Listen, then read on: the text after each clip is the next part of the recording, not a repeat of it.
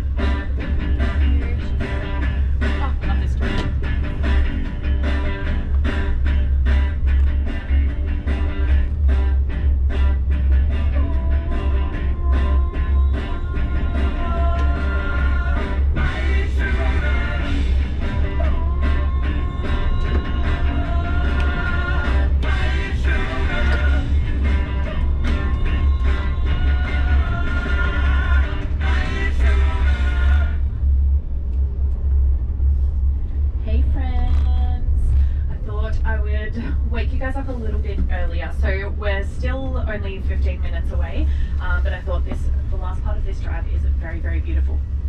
You're fine. Got you that time.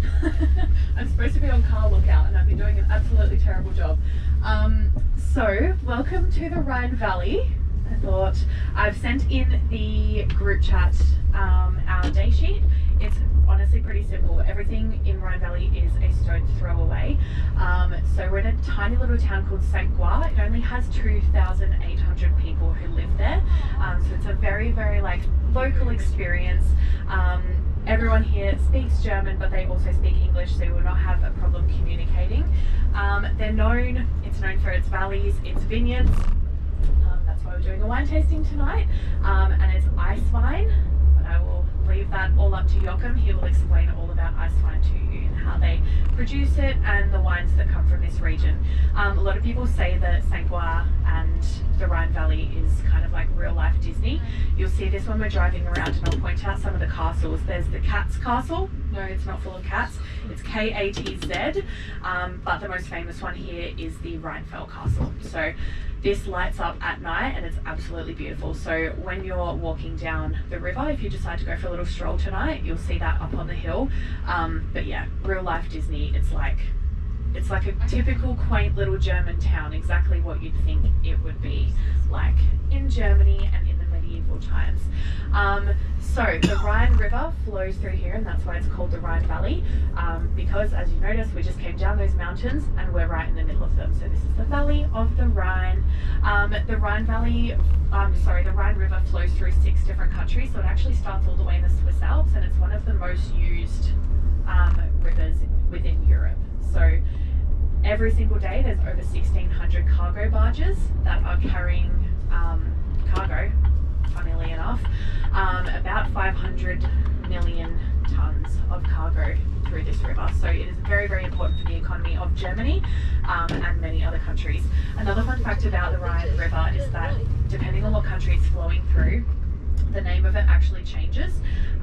So in France, say, it is the Rin, and then when it flows through the Netherlands, it's the Rijn. So it's all pretty much pronounced the same, but it's just the spelling, and they call it different things.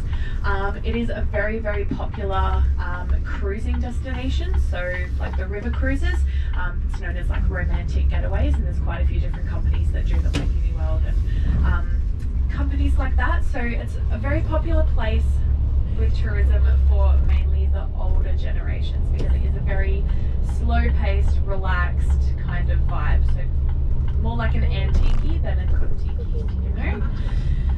Thanks, I got a giggle, yes. Perfect. So welcome, just enjoy the view as we're driving through. Sankt Goar is also home to the world's biggest free-hanging cuckoo clock.